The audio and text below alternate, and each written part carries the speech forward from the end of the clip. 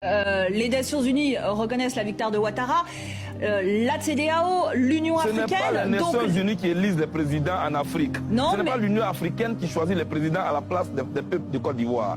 Il faut que vous compreniez cela. Non mais la commission électorale également a reconnu la victoire de Ouattara. La commission électorale. Non, monsieur Bakayoko n'est pas la commission électorale.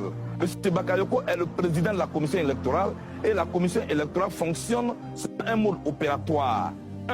Les résultats doivent être prononcés au siège de la commission électorale et en 72 heures après les élections.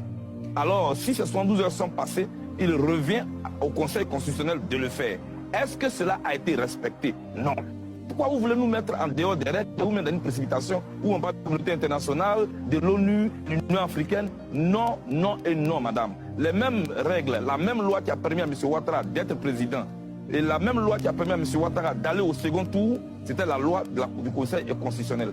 Pourquoi accepter une loi quand elle l'arrange et quand il refuse? Le Conseil constitutionnel dont on dit qu'il est aux mains des pro-Gbagbo. Pardon? Le Conseil constitutionnel dont on dit qu'il est aux mains des pro-Gbagbo.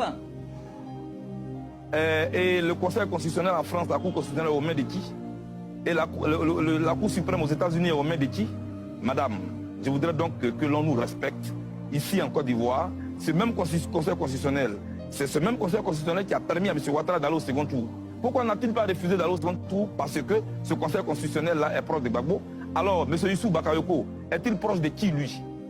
En Côte d'Ivoire, la commission électorale à 90%, excusez-moi madame, la commission électorale à 90% est aux mains de l'opposition. Malgré cela, nous avons accepté d'aller aux élections avec eux. Alors chaque militant, chaque responsable en Côte d'Ivoire est au moins proche d'un leader politique. Mais cela dit, quand nous parlons de la République, on ne parle plus de proche de qui que ce soit.